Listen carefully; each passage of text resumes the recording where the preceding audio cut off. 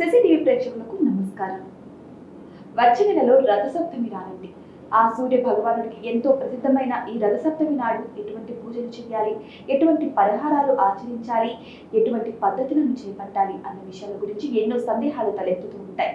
మరి వాటన్నిటినీ నివృత్తి చేయడానికి ప్రస్తుతం మనతో పాటు ఉన్నారు ప్రముఖ ఆధ్యాత్మికవేత్త సుధీర్ శర్మ గారు. వారిని మరిన్ని విషయాలను తెలుసుకుందాం. మరి ఫిబ్రవరి 4వ తేదీన రథసప్తమి రాబోతుంది. మరి రథసప్తమి విశిష్టత గురించి కూడా తెలియజేస్తారా? తప్పనిసరిగా. ఆరోగ్యం భాస్కరాదిచ్చేదంటాం. ఆరోగ్యాన్ని ఇచ్చేటువంటి వాళ్ళు ఎవరు అంటే సూర్యభగవానుడు. అందుకనే ప్రతినిత్యం ప్రతి ఒక్కరూ కూడాను సూర్యభగవానుడికి నమస్కారం చేయాలని చెప్తాం. మన దరిద్రం ఏమిటి అంటే, నిజంగా ఒక మాట చెప్పాలంటే, ఆదివారమే ప్రొద్దునే లేవరు. ఆదివారం సెలవు అనేటువంటిది బ్రిటిష్ వాళ్ళు ప్రవేశపెట్టినటువంటి ఒక కుతంత్రం, ఒక స్కీమ్ కూడా కాదు, ఒక కుతంత్రం. భారతదేశాన్ని ఎలా నాశనం చేయాలి అని చెప్పి కొన్ని సంవత్సరాల పాటు వాళ్ళు రీసెర్చ్ చేసి మొత్తం వెతికి వెతికి వెతికి సమూలంగా మన సంప్రదాయాన్ని నాశనం చేస్తే చాలు, వాళ్ళు అంతా నాశనం చేయొచ్చు, చాలా ఈజీగా మన చేతిలోకి వచ్చేస్తారని చెప్పి తెలుసుకున్నటువంటి బ్రిటిష్ వాళ్ళు చేసినటువంటిది ఏంటంటే, వాళ్ళు వచ్చిన తర్వాత ఆదివారం రోజున ఏ రోజైతే మనకి పరమ పవిత్రమైనటువంటి రోజుగా భావిస్తామో అదే రోజున హిందువుల్ని బానిసలుగా తయారు చేశారు. సండే అంటే ఇంట్లో కక్క ముక్క అన్నీ ఉండాలి, రాత్రి కొంతమంది చుక్క. వీటితోనే ఆ సండే అనేటువంటిది, ఆదివారం అనేటువంటిది పరిపూర్ణమైపోతుంది కదా. నిజంగా ఒక మాట చెప్పాలంటే నాన్న, ఆదివారం రోజున పరమ పవిత్రంగా ఉండాలి.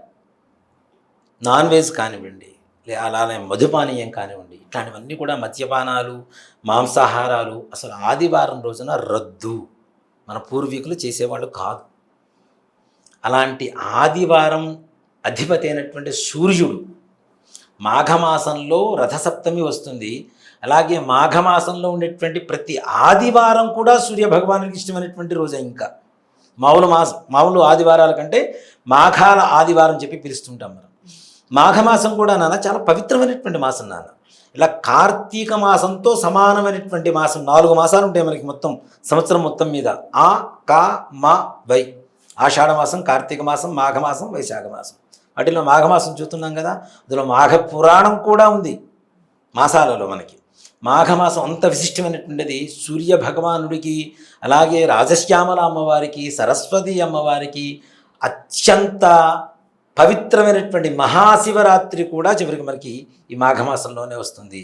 అలాగే ప్రతి నెల సంకష్టహర చతుర్థి చేస్తుంటాం కదా, అది కూడా అసలైన సంకష్టహర చతుర్థి మాఘమాసమే.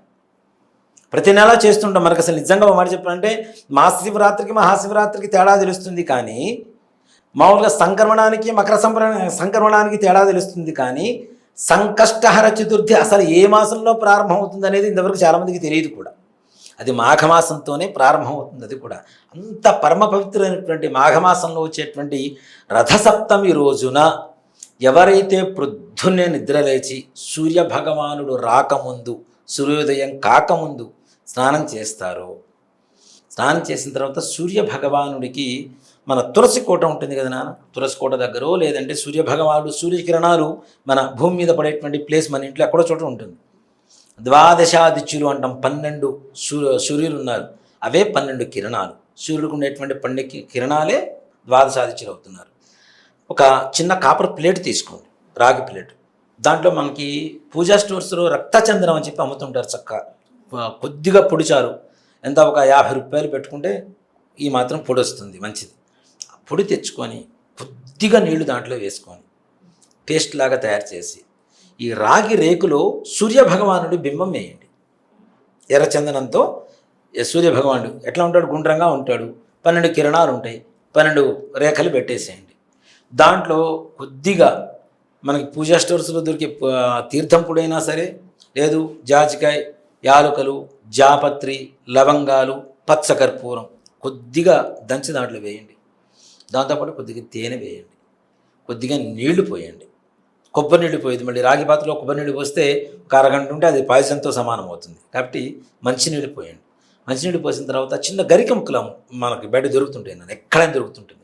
గరిక ముక్కలు తీసుకొచ్చి శుభ్రంగా కడిగి దాంట్లో పెట్టి సూర్యభగవానుడి పేరుతో 12 ప్రదక్షిణాలు, 12 నమస్కారాలు. ఒక ప్రదక్షిణ, ఒక నమస్కారం, ఒక ప్రదక్షిణ నమస్కారం అంటే మామూలు నమస్కారం కాదు, సాష్టాంగ నమస్కారం చేయాలి. ఆడవాళ్ళైతే మోకాళ్ళ మీద, మగవాళ్ళైతే సంపూర్ణంగా శరీరాన్ని భూమి కానిచ్చి చక్కగా నమస్కారం చేయొచ్చు. సాష్టాంగ నమస్కారం కూడాను ఒక వ్యాయామం కంటే కూడా ఎక్కువ ఆరోగ్యాన్ని ఇచ్చేటువంటిది. 8 అంగములతో కూడుకున్నటువంటిదే సాష్టాంగ నమస్కారం. సవ్యమైనటువంటి 8 అంగములు. ఉరస శిరస దృశ్య వచస మనసా తథా పద్భ్యాం కరాభ్యాం కర్ణాభ్యాం ప్రణవ అష్టాంగ ఉచ్యతే.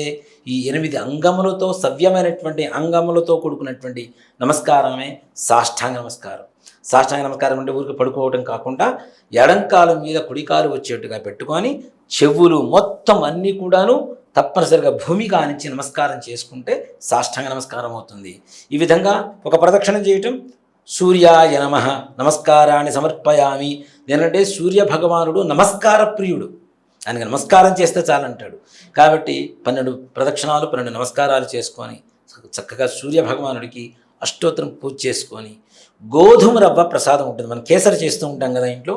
గోధుమ రవ్వ వండిందైనా సరే, లేదు గోధుమ రవ్వ పంచదార కలుపుకొని కొద్దిగా నెయ్యి వేసుకొని అదైనా నివేదన పెట్టుకొని, ఎవరైతే ఆ కాపర్ మన ఎర్రచందనం సూర్యుడు బింబం వేసినటువంటి ఆ కాపర్ ప్లేట్లో ఉన్నటువంటి తీర్థం తీసుకొని ప్రసాదం తీసుకుంటారో, మూలనున్న ముసలమ్మలైనా సరే ముసలవాళ్ళైనా సరే తప్పనిసరిగా ఆ సూర్య భగవానుడి అనుగ్రహంతో సంపూర్ణమైనటువంటి ఆయురారోగ్య ఐశ్వర్యాలతో తులుతూగుతారని చెప్పడంలో ఏమాత్రం కూడా సందేహం లేదు. గురువుగారు, రథసప్తమి గురించి ఎంతో చక్కగా వివరించారు. వీక్షించారు కదా, రథసప్తమి నాడు ఎటువంటి పూజా విధానాలను అనుసరించాలి, రథసప్తమి నాడు ఆ సూర్య భగవాన్ని ఎలా ఆరాధించాలన్న విషయాల గురించి మరిన్ని విశేషాల కోసం చూస్తూనే ఉండండి మా సిటీ టీవీని. అందువరకు సెలవు, నమస్కారం.